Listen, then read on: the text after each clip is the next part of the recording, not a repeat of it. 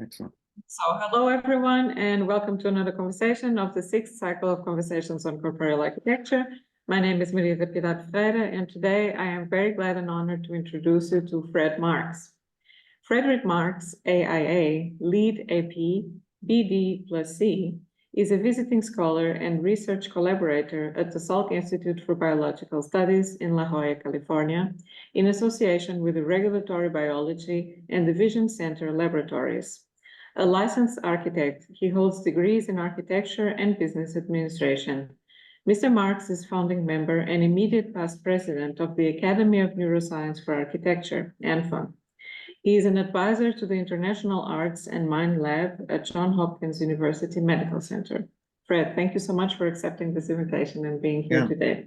Well, thank you. And is it proper for me to say a good early evening to all of you? Yes, okay. It is. Well, great.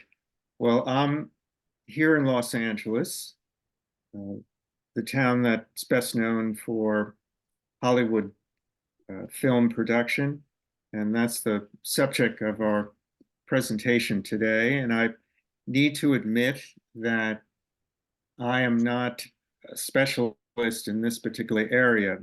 I enjoy films like many people, and I'm usually a passive participant where I'm sitting in a seat and I'm seeing the work that's done by many, many other people in this unique art form. But I've been challenged to look at the intersection between film and what we're learning in the sciences about human behavior and the built environment. So what I want to do today is share what I've discovered, and I would really encourage your opinion at the end of it. It has been interesting and fun for me to exercise this, so I hope there's a good response. So if we're ready to go, I can start the sharing. Yes. Let's do that. And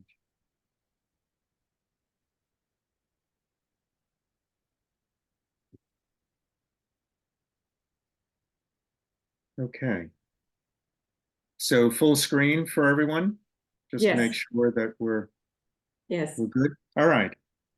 So I think the best way to start this is by telling you that I'm what they call a charter member of the Academy Museum of Motion Pictures. It is run by the Academy of Motion Picture Arts and Sciences, and it is the largest museum of its type in the world that is dedicated to the art making and production of film. It's a new building which was designed by the architect Lorenzo Piano from Italy. Just opened in 2001.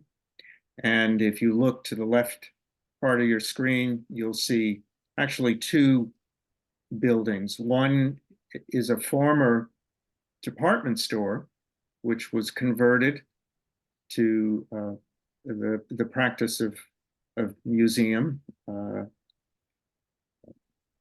production. And then there is a very large, in this case, 1,000-seat theater, which has a dome over it, and you can see that towards the back of the building. And Renzo Piano's firm did both projects. They did the renovation, and then they did the new construction of the theater. And I have to admit, it's a theater that is probably one of the best in the world, not only in terms of its layout and aesthetics, but also the sound system is absolutely superb. I can close my eyes and I think that a full orchestra is in front of me on stage. So it's a wonderful experience. And what you should understand about film in terms of basics is that motion pictures are a sequence of still images. Many of you have probably seen a reel of film.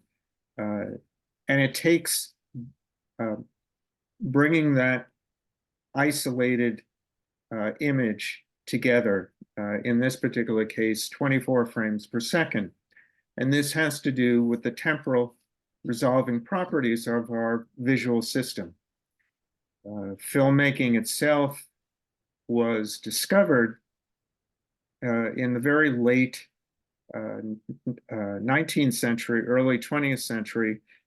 Thomas Edison from the United States has credit to this, as well as the Lumiere brothers from France. And yet it was studied going back to the 1820s. And if you are unaware, still photography was accomplished in about 1848. So there's been a development over time, and we are blessed with all these early inventions today in both the 20th and 21st century. Now you see a screen to the bottom right of what I'm showing you. And what I'd like to point out is that it's a screen approximately 10 by 20 meters. And that makes a tremendous difference compared to what we typically see in a home screen. And you can see that in the lower left. I'm juxtaposing these two blue images. If I was to try and show you an iPad or an iPhone, you wouldn't even see it. And what I want to make evident is that the way in which we interact with this moving image has a bearing on how big the screen is. And it's quite amazing to sit in a chair and look at the head of an actor that may be 66 feet high or 20 meters high. Your relationship to that image is different in the sense that it's a powerful experience to have something that big, which does not necessarily relate to the human scale. And it draws you, regardless of the subject matter that you're looking at, immediately to the actor and what the actor is trying to present. The architecture, starts not necessarily in the film itself, but it's in the environment that you've just entered to watch the film. And architecture itself is one of the actors. And in the early days of film projection, there was a great emphasis on building what they called dream palaces. And as you can see from the images, they were really luxurious interiors. It started in the 1910s. It continued at least through the 1940s. And it was being presented at a time when the whole world was going through an economic depression. And part of the attractiveness of going to these theaters was the ability to escape your own condition, which was not necessarily attractive, and people needed a lift. And the movies that were being presented gave you a story in which great things would happen, that it was often in environments that were rich, whether it be black and white or color, and it always had a happy ending. And that's often true of film today. So I want to emphasize that everything that is connected with this art form of film is about storytelling. And in storytelling, it is a shared experience. And what it triggers in terms of our own mind and body is dopamine, cortisol, oxytocin, endorphins, and brain waves synchronize in front of brain frontal cortices. And there's an awful lot of activity that is generated by what we see on screen. And as I will begin to present further, there is a vicarious relationship that we have, and we experience everything that we're seeing through the actors that are being presented. And this, dream palace was a condition that was very significant for many towns. And I would say Cinema Paradiso, which was a film that was released in 1988, is about an Italian village that, of course, their ties to the church is a sacred relationship, but on a secular basis, the next thing that was important to them was the movie house. And it was where the community gathered on a daily basis, and they watched both inside the building and outside the building what was the latest production. And it often didn't matter what it was they were watching. It was just the very fact that they could be together and enjoy the ups and downs of this visual pleasure. Corporality plays a key role in the simulations that take place in our embodied brains during everyday life. And what we find when we look at architecture walking on the street is very similar to what we experience when we're sitting in a movie house. It is also documented in terms of research that between films and audiences, we have called a sensory motor and a visceromotor map. It's just like a taxi cab driver in London creating a map of the city and knowing where to bring people, whatever the destination. And we create these maps ourselves when we're seeing film. It applies to our emotions. We are involved with the objectivity of the film. There's space and action. And most of all, cinema potentially shapes our connection with reality as much as reality shapes our relationship with cinema. And I should say that the medium is so powerful that today it is used for counseling and psychotherapy. And I'll probably show some examples later on. So one of the ways that I became familiar with this subject was the fact that there are so many research papers and books that cover the topic. Some people specialize this. Some have gone as far as actually taking PhDs in this area.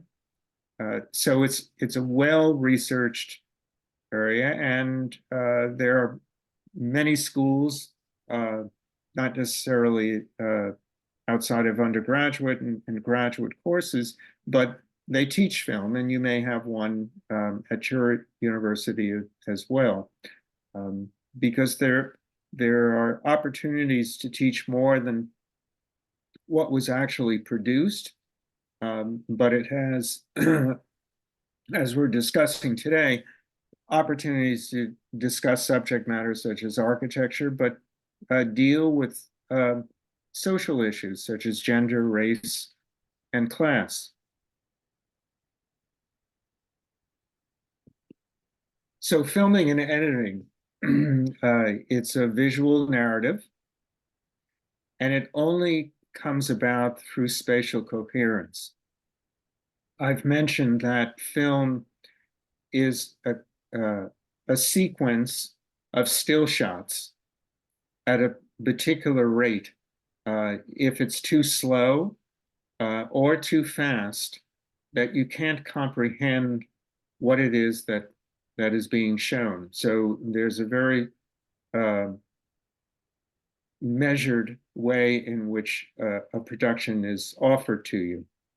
And it's this integration that all of the people who are involved with filmmaking, whether it be casting directors or editors or production designers, and even screenwriters, who are involved in making sure that the presentation is going to be receptive to you. The two lower examples provide you with a sense that in one scale of architecture, which if I reference King Kong from 1933, you're able to see the entire area of Manhattan in New York City, and your relationship to the Empire State Building and all the buildings below is very different than the French New Wave picture, the 400 Blows by Truffaut, to the right hand of the screen, where you have two actors on the street with one building behind them with all the details of the windows and the storefront and so on. And in the storytelling process, it's thought of very often, what is it that you are to view and how that story connects with that viewing, depending upon the scale that's being used. So if we continue on the subject of urban environments, there's something that's rather special about what is called embodiment. As defined here, it's an architectural experience. It's on the neural basis of human perception and interaction with its surrounding architecture. And it's also referred to as an ecological psychology. It treats perception and action as a mutual, reciprocal, continuous, and symmetrically constraining processes. There's a researcher that goes back to the 1970s called J.G. Gibson, and he further explains that perceiving is an act, not a response, and an act of attention, not a triggered impression, and an achievement and not a reflex. So embodiment is more than just the mind, but it does involve, as the word embodiment suggests, our body itself. And this is all interactive. Gibson will go on to talk about affordances, and we'll see that later on. But it's a theory that, sorry,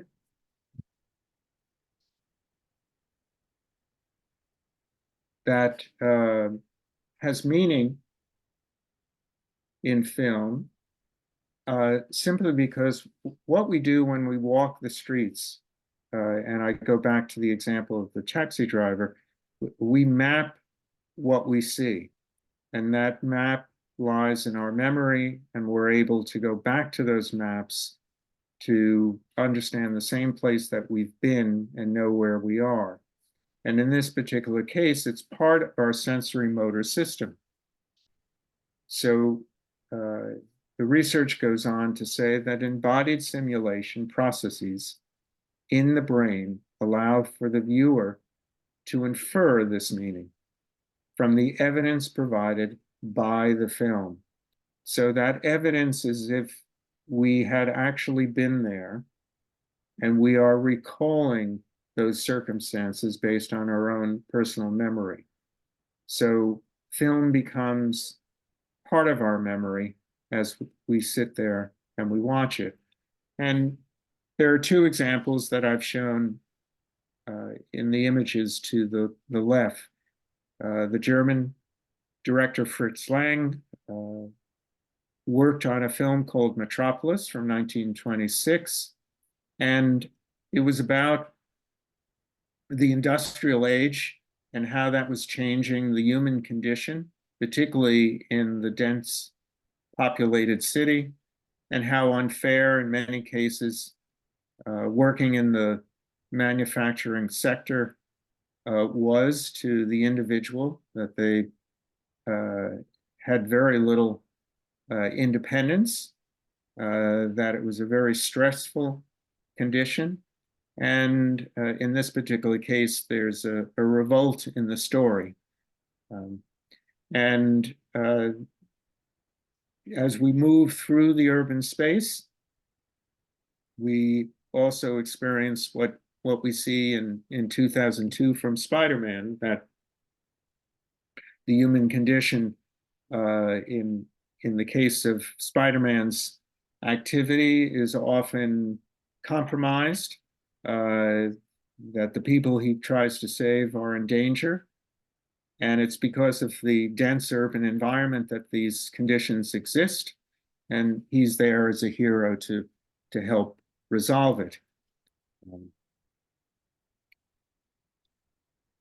So Gibson talked about affordances, and the definition that he provided was that it's possibilities for action that an environment offers, particular to what an individual can perceive as an opportunity, whether it be good or for ill. And if we look at two films, in the case of The Truman Show, we have an actor who's about to ascend a set of stairs. And that actor, in the case of the story, happens to be manipulated by the environment that he's in, which is a television production. He thinks he's in reality, but in fact, he's the only individual who is unaware of the fact that there are actors all around him. And he's about to walk up what may be called a virtual stair, but his affordance is the fact that he knows if he steps on the stair that he will reach a higher elevation. In the case of Douglas Fairbanks, the film from 1920 called The Mark of Zorro, he leaps from one balcony to the next to avoid his enemies and also to attack them. And it's because those balconies exist and that he's able to fly from one to the other that affords him this particular opportunity. And we experience that opportunity and share that opportunity as he does it. In the case of Titanic, when people are close and have an affection for each other, there may be an opportunity for kissing, and that in itself is another affordance.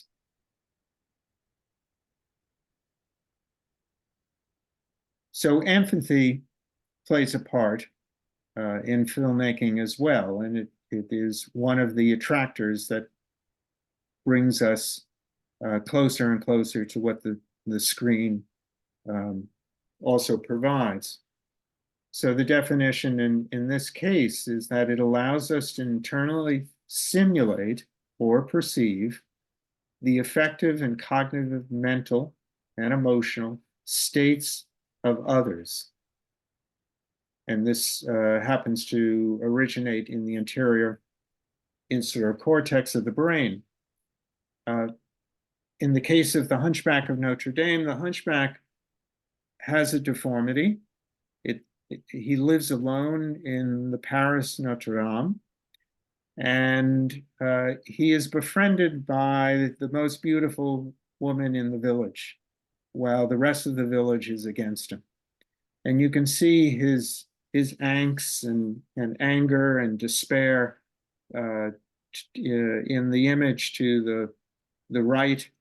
And it's through empathy that we feel that. We feel his opportunity and the care and the sympathy that is shown towards him, and also the loss and the feeling that life may not be willing, again, because empathy exists. And in the case of the second film, Parasite, which won Best Picture in 2020, we have two families. One that, and this takes place in Asia, one that is very rich, and the other is quite poor. And they use the architecture quite effectively to show these two differences.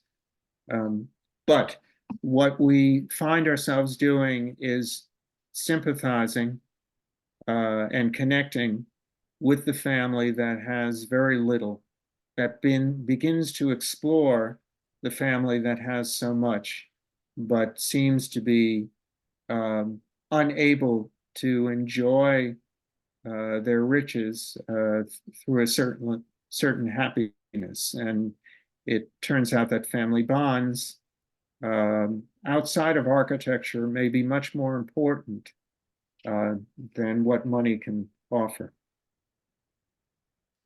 So there are themes in filmmaking, and voyeurism is one of the most important. I would say the two films that I'm referencing here are one of the best at tackling this subject matter. One from 1954 from the director Alfred Hitchcock, Rear Window, and then The Lives of Others by the German director Werner Smack, that won the Academy Award for Best International Film in 2007. Both of them take place in residences. Both of them have you understanding that you are watching someone else. So I'll speak to the text. Watching it, you feel titillated, horrified, and ultimately purged. Hitchcock pushed the subjective camera technique, putting the audience into the minds of the actors. And that's what you're doing. You are with that actor, experiencing exactly what they're going through. It's an interest to observe unexpecting people. And it has to do with mirror neurons, which allow viewers to go beyond the cold, detached, third-person spectator perspectives, even if the viewer make no active interaction attempts. Again, we're not physically in the film, but the mirror neurons are helping us to explore what we're seeing as the film projects and feel as if we're there sharing the experience. And this has a lot to do with the subject of phenomenology. And basically, it's a social perception, and it involves sensoromotor programs, and we've noted that previously.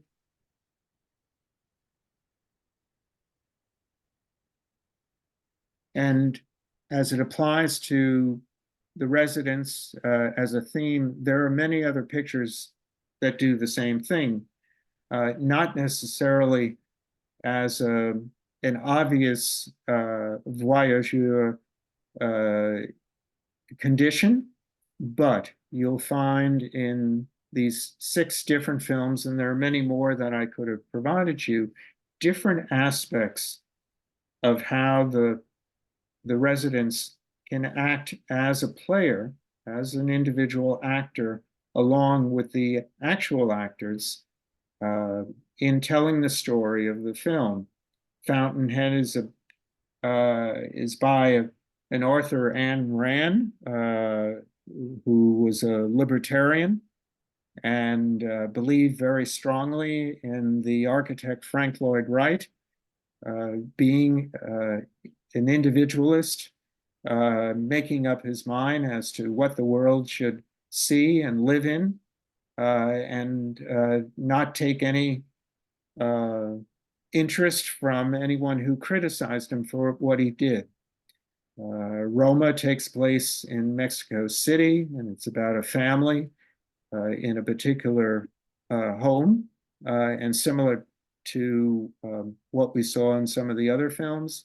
It's a disturbing situation of a family not necessarily bound together, but because of circumstances breaking apart, and the architecture has something to do with it.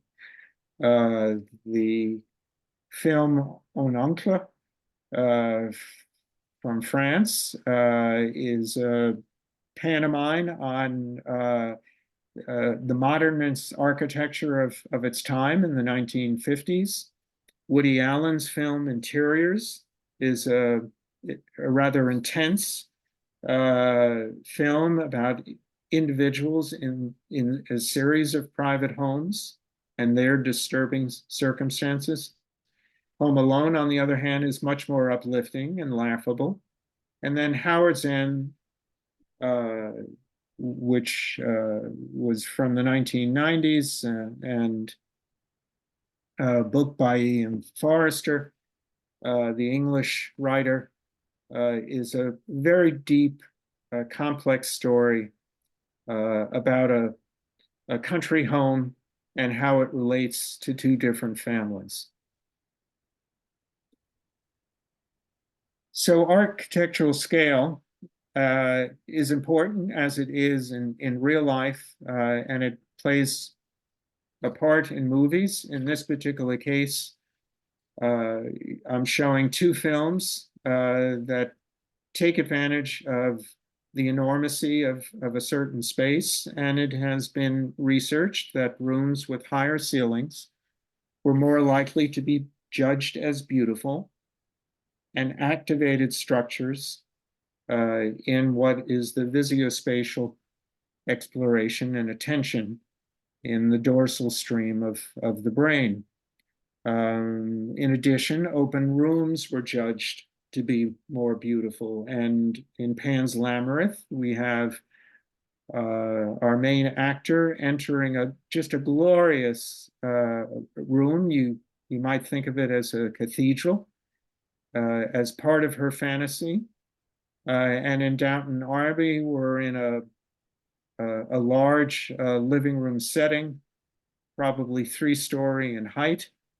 And again, we connect with this in a sumptuous and glorious way. On the other hand, there are spaces that are not necessarily comfortable, that produce great stress, and the movie industry takes advantage of this, whether it's an outdoor space and Howard Lloyd is hanging for his dear life from a clock, or it's Blade Runner and it's a dystopian story, and we find ourselves lost in this cavernous black and white environment. Brazil, going back to 1985 by Terry Gilliam, puts his actor in a room that's probably no more than 6 feet wide with a very tall ceiling. And it's terribly uncomfortable and disabling with no windows. And in this case, a bunch of piping. And then finally, with Being John Malkovich, what Spike Jonze has done is to depress the ceiling. And we know from our own experience and memory that ceilings should be much higher. And in fact, when it's not, then we find ourselves in a much more uncomfortable position. And that was the whole point of the film. So there's a juxtaposition between what can be made happy and enjoyable and comfortable, as opposed to depressing and taxing and something that we can't wait to get out of. So architecture also can play a part through its individual style as to what is being shown in a scene. These 4 images are from LA Confidential, a film that was produced in 1997. The 2 upper images reference the Spanish colonial revival. It's made up of curves. It's usually for a scene that is sumptuous and pleasant, and it's contrasted by, in this particular case, a mid-century or international design by the Australian Richard Neutra in the United States. Actually, it's a building I have gone to see many times in Los Angeles. And this is where murders are taking place, and the villain is living. So it's a contrast between good and evil, depending upon the kind of architecture that is being shown. And as I have mentioned before, architecture is an actor in and of itself. Excuse me. So in this digital age, you may not be used to the fact that many decades ago, excuse me, a lot of the background material to architecture, meaning what is ever behind the actors on stage, was actually painted. That much of what was shown to you was actually produced in a studio and was not in a real environment. And we can see 2 people in the upper image actually walking on a stage, pointing out something that had been painted as a winter, probably English scene. And you can see the backdrop in part of the studio to the upper right-hand corner. And then the image below from Alfred Hitchcock's North by Northwest actually has seamed together 2 conditions. The man on the driveway is real, and that has been spliced with the rest of the image having been painted. And it was very important, particularly in the 1950s, to show the modernist type image. There was an interest in those days in what Frank Lloyd Wright was doing. So they used this building, and then in the rest of the film, they actually did shoot within a real image, but only part of it.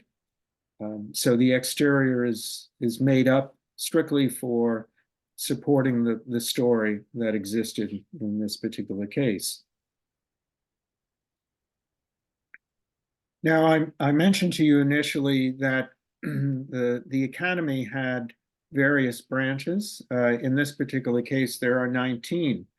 And it includes costume designers and film editors and screenwriters and most of all, music, which is one branch, and sound, which is another branch.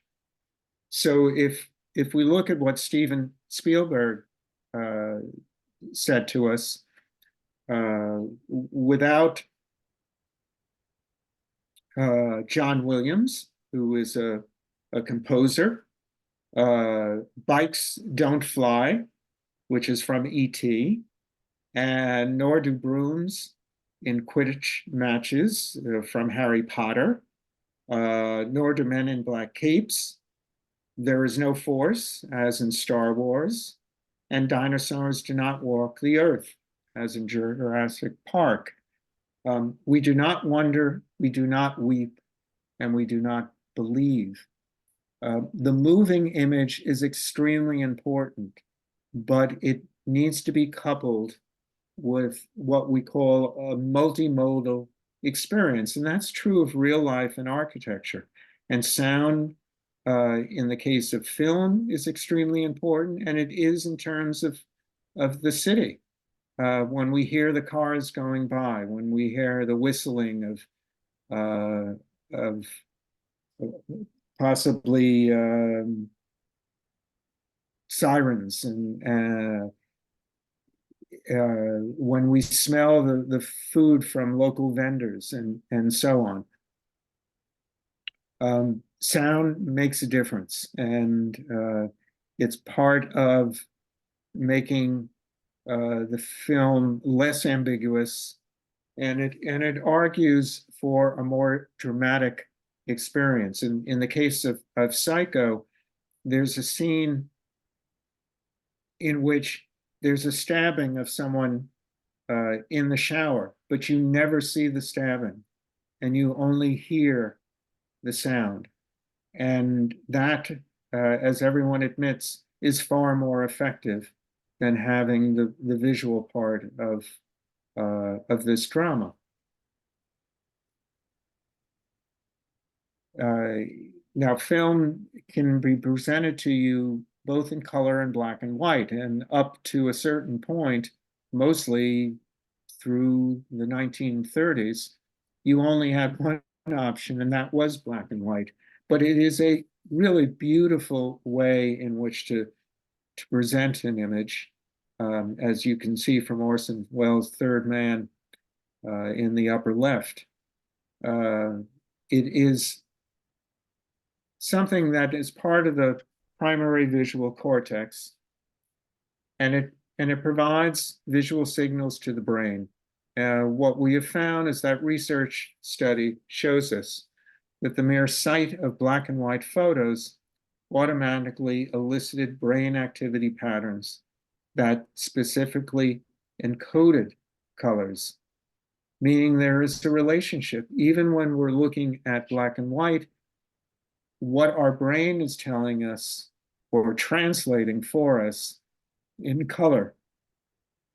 At the same time, what has been found at the Max Planck Institute in Germany is that subjects are more likely to recall color vision of an image than the same scene in black and white, which is basically why both television and movies today remain in color. It is our preferred image, but I do want to emphasize that we lose something by not enjoying black and white filmmaking, similar to just seeing a still black and white, both today and from the earlier periods. So there's an awful lot that goes into the programming and planning, as we've talked about. And similar to architecture, you use certain tools in order to organize. And in this particular case, there is storyboarding. Not every single image is necessarily drawn out, but basic scenes are. And it gives the screenwriter a connection to the director, and it's a vehicle by which one can proceed through the cinematography part of the production by knowing basically what comes next, and to expand on it. But this is an early way to provide some understanding of what lays in front of them. And again, similar to architecture, there are physical drawings in a manner that you would give to a contractor in laying out both interior and exterior conditions. And as we'll see an example that comes next, this is extremely important because there are things that are actually built. So what I'd like to do is concentrate on one particular film It's referred to as Do the Right Thing from 1989 by Spike Lee. You'll see in the upper right-hand, or rather left-hand corner, construction underway. And that's because in this Bedford-Stuyvesant area of New York City, near Harlem, a building didn't exist, which was needed in the film. It was a pizza restaurant, and they took the opportunity to build it because that made a difference in how one would experience the film. You see in the other images ways in which the story is told through different effects of lighting, through shots that are both exterior and interior, and the position of the actors, looking at the actors, their affordances in terms of their close relationship, and the architecture that is beyond them. All of these things have been important to making this particular film of interest. And color in this particular case was extremely important.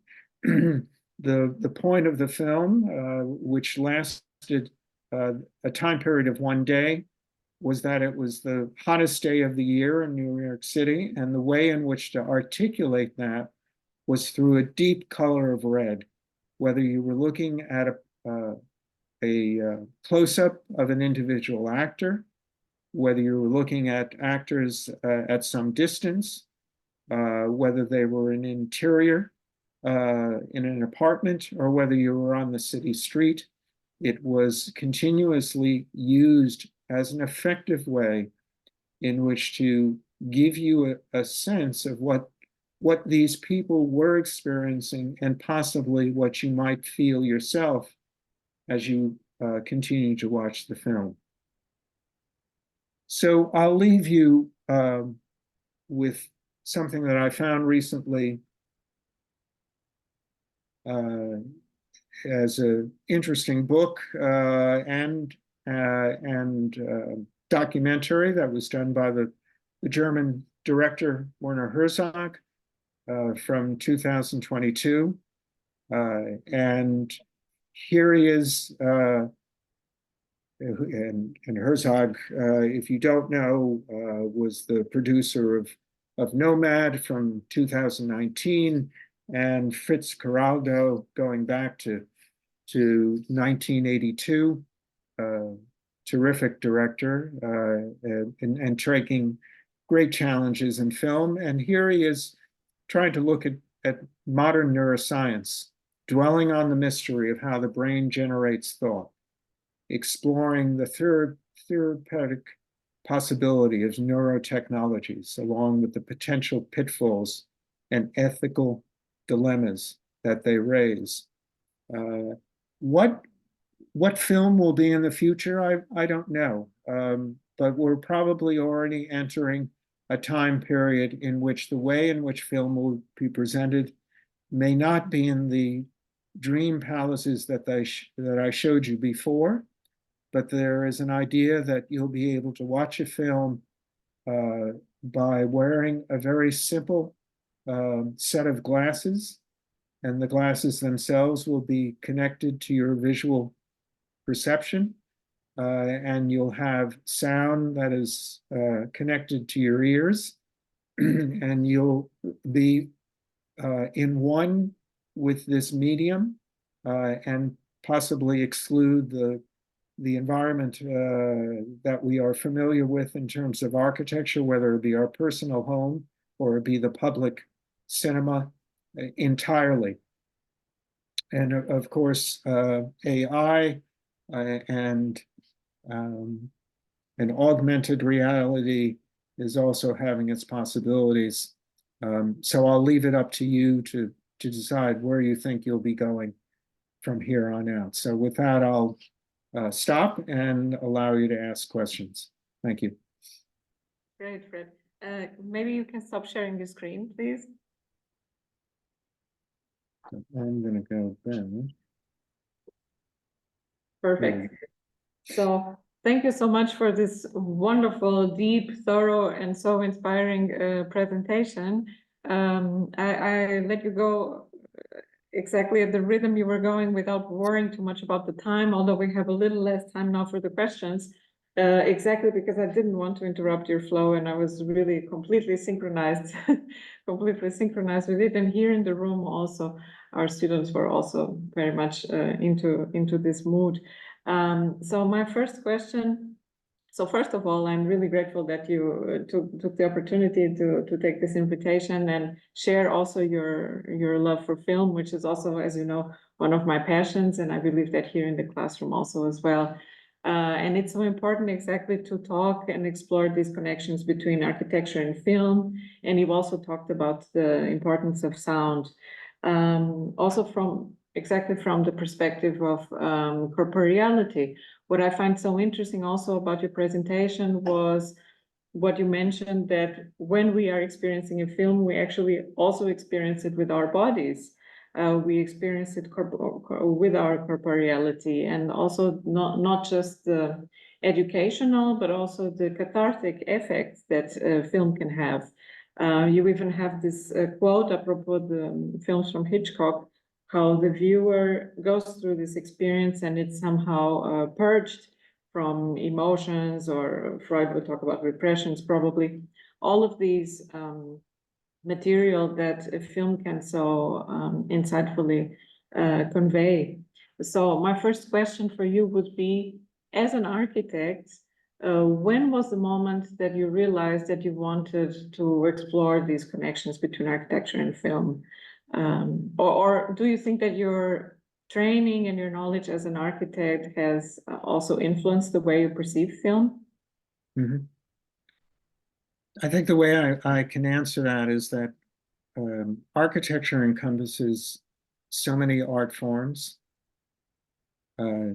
It it's something that we actually live in, whether that is for purposes that are commercial or domestic. But it is composed of many parts. There are many different specialists that go into the formation of architecture. It's not, as Ayn Rand had said, up to one iconic person, but it takes an entire team. And the same thing is true of film, which is why there are these 19 branches. You would not have a great film unless there was a costume designer, but at the same time, you need a producer or a screenwriter to start it off, and then the actors themselves, and the people who paint the background, and so on and so forth. So it's that big production that I like, and that it is eventually a human experience that comes out of it. It's both in the architecture, and it may be only one family, but on the other hand, it could be a museum, and it's everyone within the public realm that get to enjoy it. And it's interesting to me how you can fuse both architecture and filmmaking so that you can enjoy both. And that architecture is a tool, as I said, being an actor itself, that is personally selected, just like a living actor, to play a part, to help shape that film and make it a story that we'll enjoy. So that's where I come in. I will give the word to Milton afterwards. I just make one more question. So you also mentioned this connection to empathy, and how the way the story, and of course with storytelling, and how storytelling is told there, as you were just saying right now, not just by the human actors, but also by the space and the architecture and the sound also as actors. Right. To think how often it happens that when we watch the same film over time, especially if it's a good film where the storytelling is complex and the characters have different layers and dimension, we might relate and transport ourselves to different characters over time. We can identify with different characters, and we might even identify with multiple characters at the same time. Mhm. We might watch, giving a more pop example, a Marvel movie, and identify both with the hero and the villain, because somehow they also are designed to kind of complement each other. Mhm. And it also speaks maybe about our psyche. So do you think that film also as a medium that works with empathy and also by working with our emotions, that film can help us also to mature emotionally? Yes, and there are two parts to my answer. One part is that, and I've mentioned the link to culture and how it can be a learning tool about the present conditions. It's a teaching vehicle, and I think of a film called To Kill a Mockingbird from 1962, a book by Harper Lee, takes place in Alabama, and it's about a lawyer within a small town that defends an Afro-American who has been charged improperly. And that film influenced so many people who ended up becoming lawyers just by seeing the film, by being able to emphasize, show empathy towards what the story was trying to convey. And I feel that similar to what is said today about us being separated because we don't share a certain political uh, viewpoint as someone else. But when we spend time with that individual, we often find that there are things that we do appreciate and can enjoy together. And we often spend at least an hour and a half with a film. So we are with those characters for quite a long time period. And the more we see the film, the more we adjust to who those characters are and what they're saying and the point of the story. And that, I think, brings out the empathy. And I would add that I think that film can also it can serve also as a kind of a vaccine to very difficult things. I would say that I always had a bit of a bad conscience for being a big fan of horror films, because I know that people think that they are a bit low, although I don't think so. And I tend to be criterious in my choices, but specifically, for example, sci-fi horror films like Alien and so on, this is the kind of horror film that I'm talking about, because they also deal a lot with anxieties around the body, this kind of body horror. And I have to say that my interest and kind of fascination for these films has helped me a lot in difficult moments where I had, for example, health crises, things that were actually really, even more recently, very scary. I would remember parts of films that I watched and the characters dealing with those situations, and I could laugh about it. Yes. I could laugh about it, and I really realized that actually, those things really pay off. Watching these things really pays off, because I discovered that there was a set of tools in my psyche and in Yeah. my emotions that I didn't even know I had. I completely underestimated the time I spent. I always feel like I spent too much time watching films, but that was really time well spent. Well, I go back to that quote from the film Yi Yi, having to do with we expand our life threefold. We don't have time to do everything. And what movies allow us is the opportunity to, whether you call it voyeur or not, to experience something else and have that embedded in our memory. So again, it's vicarious, but it expands us and it makes us richer for the experience. and that's why we should continue to enjoy and experience film in the future. Now I will give the word to Milton, and then if any of you would have a question, you can come afterwards. Milton, go ahead. Hi, Fred. Hi, Maria. Hello, Milton. Sorry, just the beginning. I wasn't able to join in, but I have questions I hope are not redundant.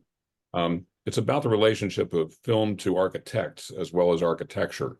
When I was researching my book, I was fortunate enough to come across somebody who knew production designers in Los Angeles, and I interviewed two of them. They're both recovering architects and very much connect their architectural creative processes with what they do in film, although it comes more from narrative than form manipulation. So it is story-based, meaning-based, rather than starting with form.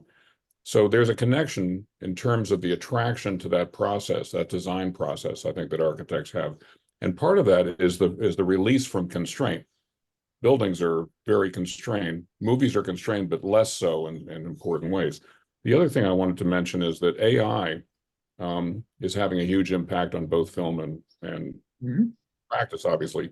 But I recently heard, what I wanted to pass along was I heard a report that some of the most frequently used real sites for movie making, because they're inexpensive and they have certain qualities, are fearful about losing the economic benefit of movies being made on site, because AI is now stretching the limits of what imagination can bring into the film environment to such an extent that real sites will become a smaller piece of the production puzzle. Yeah, what you did miss in the very beginning, I think, is the example that I showed of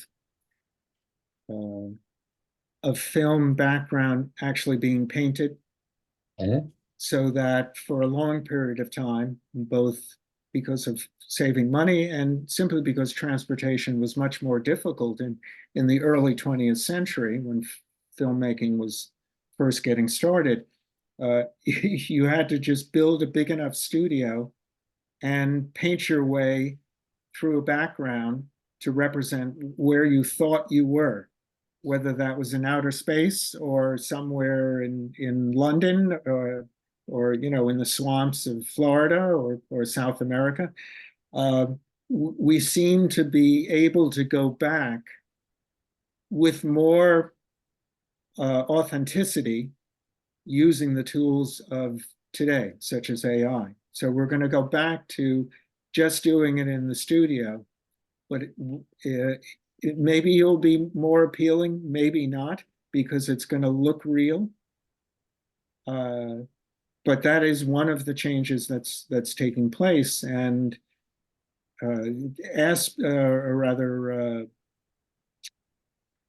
Austin, Texas became a big movie town because it was much less expensive than Hollywood and other places. And that's part of the reason why it suddenly became very popular in the United States. Certain areas all through Europe have always been exciting places for film. And we'll probably be able to have all of that digitally scanned and then manipulated for the purposes of the film at hand. So, is that going to hurt probably the income of individual cities? Probably. And will it also impact the impact that it has on our viewing? I think that's in question. Maybe not. Maybe there will be something that we've never experienced that will come out of this new technology that will enhance the whole filmmaking process. And as I said, we'll be sharing it through a different way in which it's presented, such as on the tip of our glasses. So that may be more three-dimensional than it is today, without wearing actual goggles. I also think it'll increase the permeability between our minds and our imaginations and what ends up on the screen, because the obstacles reduce. So potentially we can draw from our unconscious as well as our conscious Well, connections. I'll take that even further, Milton. Maybe 30 or 50 years from now, we'll be tapping into our subconscious, and the film we will be part of the film. So I'll leave you with that idea. Okay, thank you. Okay. Films will also maybe become a little bit dangerous. Also, what comes out of the subconscious. I was also thinking now, apropos this topic of the AI, that the tourism industry will probably have some effects from this, because there's a lot of people who visit cities because they see them in a movie and they really like the story around the city and so on, and then they go there to visit it, even places one wouldn't imagine. So for example, the island of Summer Isle has a whole tourist industry just because of the film The Wicker Man. I Yes, didn't even, yes, but it's of course. really a big thing. And of course there's Paris and London and New York, endless more known examples. But this maybe also has a positive impact, because we know that the cities also suffer with an excess of tourism. So it might actually, from the point of view of sustainability, even bring perhaps a little balance. Who Yeah. knows? True. We will. I wonder if there's any more questions. Any question here in the real room? No? Okay. And you have a question? Yes. Okay. I don't think Fred can hear you. I think No, you just repeat the question. she's coming over. It's okay. It's also good to move a little, reactivate the body. Thank you. So can you hear me now? Is it better? Yes, good, thank you. So, a quick Oh, question. now it's got silent again. Yeah, I'm Phoebe. And Say the question, Maria. You just repeat it after the Okay. question. Okay. So my question is, as I've just seen from your presentation and from your kind of experience in architecture, I feel like, and for me also, I feel like the architecture that with a story behind, like a story-based experience behind, is kind of like beautiful. And then what about, how do you see the architecture that is only like functional? Like maybe there are some like they're just like solving the social problems instead of making a beautiful story. So how do you view on that? Fred, could you follow? Yeah. There was a point of the presentation where I juxtaposed what might be conceived as beautiful because of the kind of space that was being presented. In this case, high ceilings, very broad open rooms, maybe lush interior finishes, and so on, as opposed to a dystopian picture, everything gray and cold, and deep light where you find it uncomfortable, and space which is very contrived, not something that you would want to spend a lot of time in. And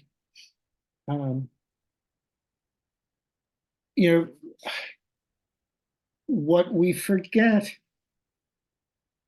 and I go back to this point of the Depression, where people were in economic turmoil and suffering in many ways. Film brings us into a world that we don't have ourselves. And it can either enlighten us or make us more depressed. I think it's a very effective tool, depending upon how you manipulate it, to change our reactions. And it can also happen in the same film, that one can go back and forth between that which is what we used to say black and white or gray, to suddenly a wonderful world of color, which we read as being joyful and to be also at an advantage. Film again works on our emotion, and we want to end up in a state where we feel positive, regardless of where we come from, regardless of age, ethnicity, sex, and so on. Whether it's a documentary or it's a story of fiction, I don't think it really matters. I think you use all of these tools to provide a positive manipulation to make us feel as if we have been on a trail, on a path towards something that gave us opportunities that didn't exist beforehand. Yeah, thank So, you. yeah. Thank you, Phoebe. I don't know if there's any more questions here in the virtual audience, because Margaret is also here. Yeah, I thought so. Okay, hi. I have a Hello. couple of I have a couple of thoughts. The first is that I was just very lucky to have gone to Milan Design Week. And it's interesting because usually it's architects who end up doing set design, or anyway, we kind of look at it in that direction and see how we can apply architectural thinking to set design. But this time there was an installation by David Lynch, by the filmmaker David Lynch. So it was very interesting to see how a filmmaker makes a space, kind of moving the other way. So I'm not going to tell you what it was. It was called The Thinking Room, and it was brilliant. He's one of my favorite directors. You should look it up. But my other, I guess, thought was, so going back again to this idea of empathy and Hitchcock's example of the subjective camera techniques and putting ourselves into the minds of other characters.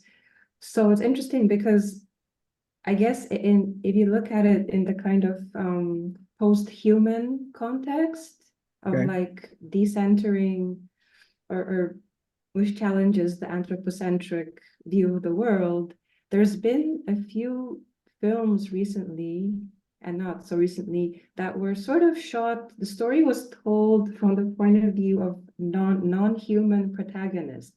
So, for example, there was one Polish film, I think 2 years ago, called EO, and it's shot from the point of view of a donkey.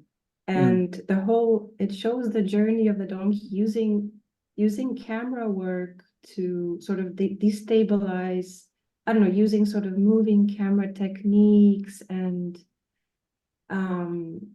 extreme close-ups and very sort of sensory haptic images to sort of put us into the reality of this animal and its journey and its I guess confrontations with humans of all different, showing the whole spectrum of the human condition and range, let's say. So I just thought it was that I think is also an interesting possibility, I suppose. And I wanted to ask if you thought maybe film could have also influence for us architects in terms of opening up our minds, in terms of how we design architecture in the context of, the environmental crisis and the interconnectedness of these kind of post-human views. So I wanted to sort of put it out there. All right. Well, I'll start with David Lynch. Yes, I do know his work very well.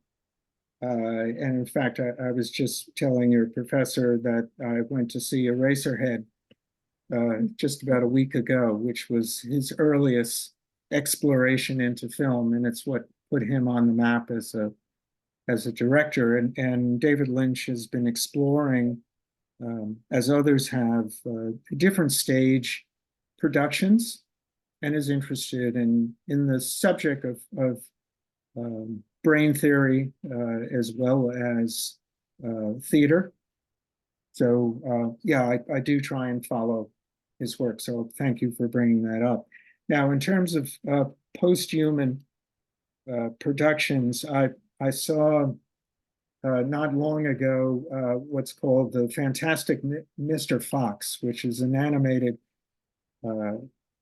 production from 2009.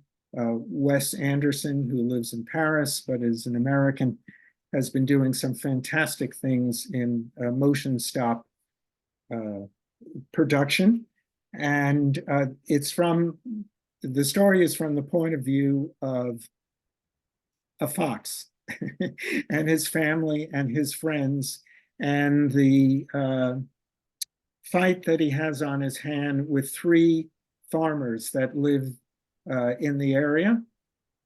So you sympathize, going back to empathy, with Mr. Fox and his family and his children and his chorus of friends, and you view humans from a different perspective.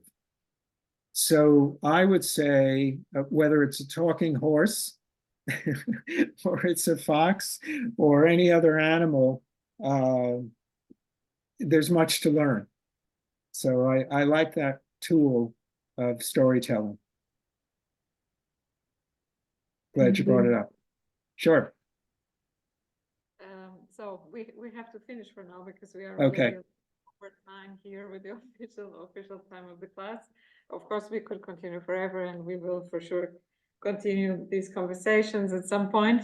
So thank you so much, Fred. This was really wonderful.